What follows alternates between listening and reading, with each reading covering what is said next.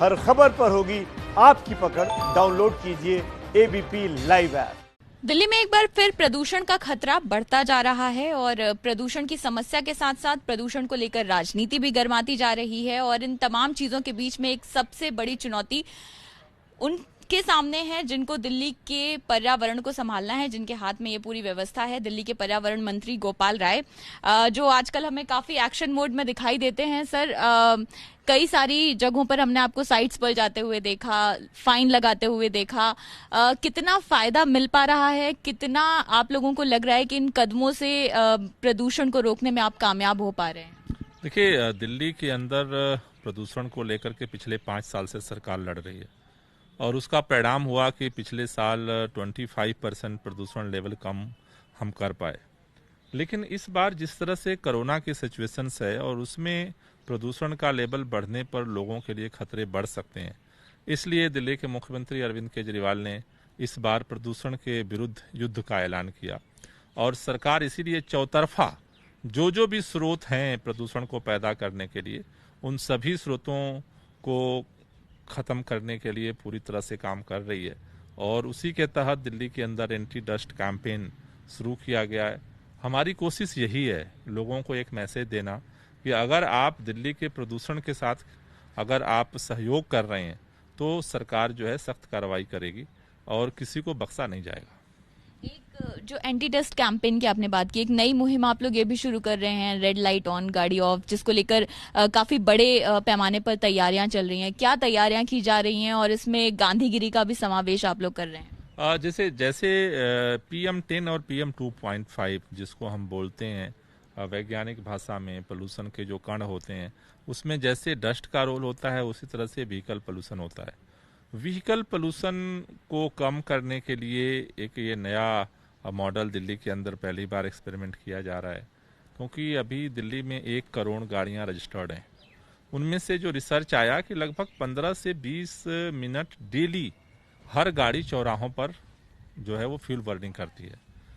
आमतौर पर हम लोगों की आदत है कि हम गाड़ी बंद नहीं करते हैं, लेकिन उसका कोई उपयोग भी नहीं होता है। वो हमारे बिहेवियर का मसला है।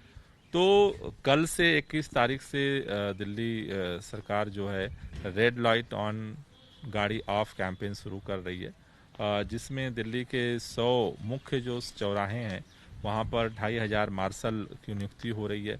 लोगों को अवेयर किया जाएगा। साथ ही साथ जो है और भी हम लोग अवेयरनेस का कैंपेन लॉन्च कर रहे हैं। दूसरा, चौराहों पर जो मार्शल हैं, जो लोग गाड़ी नहीं बंद करते हैं, भूल जाते हैं, उनको गुलाब का फूल जो है हम उनको दिखाएंगे। क्योंकि अभी हमने सोचा है पेंडेमिक का, तो उन्होंने हाथ में तो नहीं देंगे लेकिन उन तक फूल लेकर के जाएंगे कि भाई आप गाड़ी जो है वो बंद करिए। मुझे लगता है कि अगर इस अभियान में सभी लोग, इसमें चूंकि सबको रिस्पॉन्सिबिलिटी लेनी पड़ेगी, हम पेनाल्टी नहीं किसी पे लगा रहे हैं, क्योंकि अगर प्रदूषण की समस्या सबकी है तो समाधान के लिए पार्टिसिपेट भी सबको करना पड़ेगा। और इसलिए ये एक वॉलेंटरी कैंपेन है जिसमें दिल्ली के सभी लोग पार्टिसिपेट करें, ऐसी उम्मीद है। कल से ये कैंपेन शुरू हो रहा है और 15 नवंबर तक ये कैंपेन दिल्ली के अंदर चलेगा। कितना फायदा आपको लगता है अगर दिल्ली की जनता इसको पूरी तरह से फॉलो करती है, तो कितना फायदा पोल्यूशन पर पड़ेगा? मेरे ख्याल से जैसा जो आंकड़ा है कि व्हीकल पोल्यूशन का 15 से 20% हम इसके माध्यम से कम कर सकते हैं, क्योंकि जो 15 से 20 मिनट की जो फ्यूल बर्निंग है 1 घंटे में, मुझे लग रहा है कि वो निश्चित रूप से एक मोटा आंकड़ा है कि हम उसको रिड्यूस कर पाएंगे। व्हीकल पोल्यूशन को लेकर कई और चीज़ें भी सरकार जो है, जैसे इलेक्ट्रिक व्हीकल पॉलिसी लेकर आई, अब HCNG फ्यूल का इस्तेमाल भी कर रहे हैं। ये भी बात कही जा रही है कि दिल्ली सरकार बार बार पराली पर निशाना साधती है, पर जो अपना अंदर का प्रदूषण है, दिल्ली का अपना जो प्रदूषण है, करीब 30% जो है वो व्हीकल से होता है। तो इस पर जो अब तमाम काम किए जा रहे हैं, क्या ये पहले नहीं शुरू किए जाने चाहिए थे? दिल्ली सरकार, जैसा मैंने कहा कि 25% अगर पोल्यूशन कम हुआ पिछले साल, तो वो परमानेंट वर्क करने का नतीजा है। दिल्ली सरकार 2 लेवल पे काम करती है। एक परमानेंट वर्क, जैसे दिल्ली के ग्रीन सेट को बढ़ाना, उसके लिए वृक्षारोपण का अभियान निरंतर मॉनिटर तरीके से चल रहा है। केंद्र सरकार ने हमें 15 लाख पौधे लगाने का टारगेट दिया था, हम 30 लाख पौधे लगा रहे हैं। दिल्ली के अंदर जो फैक्ट्रियां थीं, जो ऐसे जहरीले फ्यूल पे वर्क कर रही थीं, करीब 1500 फैक्ट्रियां थीं, उनमें से लगातार काम करके हमने 1400 फैक्ट्रियों को पीएनजी पे शिफ्ट कर दिया। ये कोई एक दिन की बात नहीं है, हमने उस स्रोत को खत्म किया है। दिल्ली के अंदर थर्मल पावर प्लांट हुआ करते थे, उसको हमने बंद कर दिया। दिल्ली के अंदर जो जेनसेट से जो बिजली चूंकि न होने की वजह से जेनसेट दिल्ली में चलते थे, उन जनरेटर को अब चलाने की जरूरत नहीं पड़ती है, क्योंकि 24 आवर हमने जो है 24x7 बिजली की सप्लाई किया है। उससे जो पोल्यूशन पैदा होता था उसको हमने कम कर दिया है। दिल्ली के अंदर आगे इसको ठीक करने के लिए हम ट्री ट्रांसप्लांटेशन पॉलिसी लेकर के आ रहे हैं। ये दिल्ली के लोगों के लिए है, पंजाब के लिए नहीं ला रहे हैं, हरियाणा के लिए नहीं ला रहे हैं। दिल्ली के अंदर जो ई व्हीकल पॉलिसी हम लेकर आए हैं, दिल्ली के लेकर के आ रहे हैं।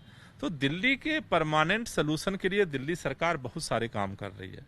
उसके साथ साथ इमरजेंसी मेजर के रूप में हमने जो वार रूम खोला है और उसके बाद जो चौतरफा काम हो रहा है, हम दिल्ली के खेतों में पराली जलाने की जगह उसको गलाने के लिए पूसा डीकम्पोजर का उपयोग कर रहे हैं। दिल्ली के अंदर हम कर रहे हैं। दिल्ली के अंदर डस्ट जो पोल्यूशन है उसको रोकने के लिए एंटी डस्ट कैंपेन चलाया हमने। चलान पंजाब में नहीं काटा है, हमने छापेमारी दिल्ली में की है। दिल्ली के लोग पोल्यूशन को ही कम करने के लिए काम कर रहे हैं।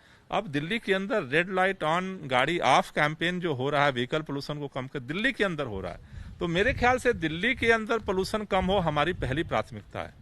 लेकिन कुछ जगहों पर हम मजबूर हो जाते हैं, क्योंकि पोल्यूशन जो है वो राज्य की बाउंड्रियों से नहीं रुकता। जमीन हमने बांट रखी है, हवा आसमान नहीं बटा है। दिल्ली नॉर्थ इंडिया का जो एयर सेट है वो पोल्यूशन को पैदा करता है और उसमें पोल्यूशन पैदा होता है। दिल्ली में जो पैदा होता है वो हरियाणा को भी इफेक्ट करता है, हरियाणा में जो पैदा होता है दिल्ली को करता है।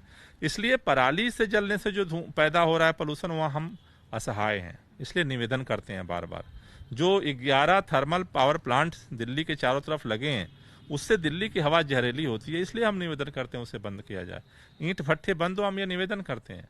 इसलिए मेरा कहना है कि दिल्ली सरकार दिल्ली में ही काम कर रही है, और लेकिन हम चाहते हैं कि अगर समाधान करना है तो सबको मिल के करना पड़ेगा, क्योंकि प्रदूषण की समस्या एयर सेट की समस्या है, राज्य की समस्या नहीं है।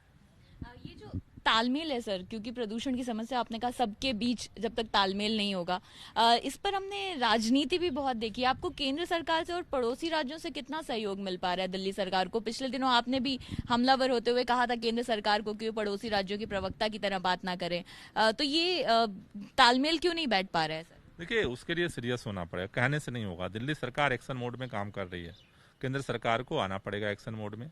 क्योंकि अगर थर्मल पावर प्लांट 2-2 बार डेडलाइन देने के बाद अगर नहीं बंद किए जा रहे हैं तो एक्शन लेना पड़ेगा सरकार को। अगर पराली को नियंत्रित नहीं कर रहे हैं राज्य, तो केंद्र सरकार को इस पर एक्शन लेना पड़ेगा। कल माननीय मुख्यमंत्री जी ने भी कहा कि भाई आप अगर सीरियस हो तो सभी मुख्यमंत्रियों के साथ महीने में बैठो तो समाधान निकलेगा। लेकिन इस पर सीरियस होना पड़ेगा, और इसीलिए हम बार बार निवेदन कर रहे हैं, केंद्र सरकार से भी कर रहे हैं, राज्यों से भी कर रहे हैं कि सबको मिल करके इस समस्या का समाधान करना पड़ेगा। और निश्चित रूप से जब दिल्ली के बाहर की बात आती है तो केंद्र सरकार को उसमें लीड रोल लेना पड़ेगा, तभी इसका समाधान हो सकता है। अभी आपको गंभीरता की कमी लगती है क्या सर, केंद्र सरकार की ओर से या अन्य राज्यों की ओर से? निश्चित रूप से कम जिस तरह से थर्मल पावर प्लांट है उसको जिस तरह से डायलूट किया जा रहा है, ईंट भट्ठों को लेकर के हो रहा है। दिल्ली के अंदर जेनसेट बंद हो गए, हरियाणा कहता है मुझे छूट दे दो, और बार बार मिल रहा है। पराली को लेकर के बार बार चर्चा होती है, लेकिन समाधान तो बहुत सारे विकल्प मौजूद हैं। सर से पूसा कृषि अनुसंधान केंद्र ने रिसर्च किया, हो तो केंद्र सरकार की बॉडी है, उसका उपयोग तो करना चाहिए था, नहीं हुआ। क्यों नहीं हुआ? इसलिए मुझे लगता है कि मेरे ख्याल से कि सक्रियता के साथ काम करना पड़ेगा और मिल के काम करना पड़ेगा। हम दिल्ली में काम करने को तैयार हैं और दूसरे राज्यों को सहयोग देने को भी तैयार हैं। आप कह रहे हैं आप दिल्ली में काम कर रहे हैं, और आपकी जो विरोधी पार्टियां हैं वो कह रही हैं कि आप दिल्ली में सिर्फ प्रचार कर रहे हैं, एडवर्टीजमेंट पे करोड़ों रुपए खर्च कर रहे हैं। मेरे ख्याल से वो तो एक अलग का मसला है। क्या हम कर रहे हैं वो अब छुपी बात नहीं है, और वो सबको पता है, और उसका ही परिणाम है कि दिल्ली ने पहले भी सफलता पाई है और आगे भी सफलता पाएगी। वायु की गुणवत्ता फिर भी अभी खराब हो रही है तमाम उपायों के बावजूद। आगे आने वाले समय में आकलन क्या कहता है, कितना फर्क पड़ेगा, बेहतर होगी या और खराब होने की उम्मीद? अभी आगे 3 कॉन्सिस्टेंट हैं। एक तो ये है कि अगर पराली की जलने की संख्या बढ़ती है तो दिल्ली में जैसे आज नॉर्मल थोड़ा हवा चल रही है तो दिल्ली का एक्यूआई लेवल थोड़ा बेहतर है।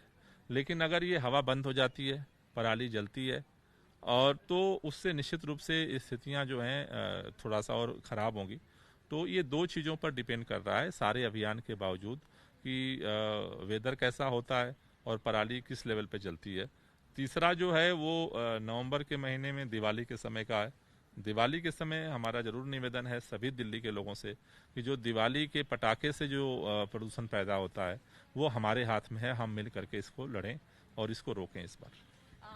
रेड लाइट ऑन गाड़ी ऑफ जैसे आगे आने वाले समय में और भी कैंपेन लेकर सरकार आने वाली है, या क्या प्लान ऑफ एक्शन आगे अभी रहने वाला है अगले 2-3 महीनों में? अभी तो हम आगे जो फोकस कर रहे हैं तो डस्ट एंटी डस्ट कैंपेन पे और दूसरा एंटी जो व्हीकल पोल्यूशन है। और अभी कल से जो शुरू हो रहा है कैंपेन वो 15 नवंबर तक चलेगा। फिर सारा सिचुएशन को एनालाइज करके सरकार निर्णय लेगी। सभी बड़े नेता भी क्या दिल्ली सरकार के, आम आदमी पार्टी के ग्राउंड पर उतरेंगे इस कैंपेन? निश्चित रूप से सारे सांसदों को, सभी विधायकों को, सभी पार्टियों को हम चिट्ठी लिख रहे हैं क्योंकि ये लड़ाई सबकी है, एक की नहीं है। तो मुझे लगता है कि हम सब लोग जब मिलकर पार्टिसिपेट करेंगे तभी इसकी सफलता मिल सकती है।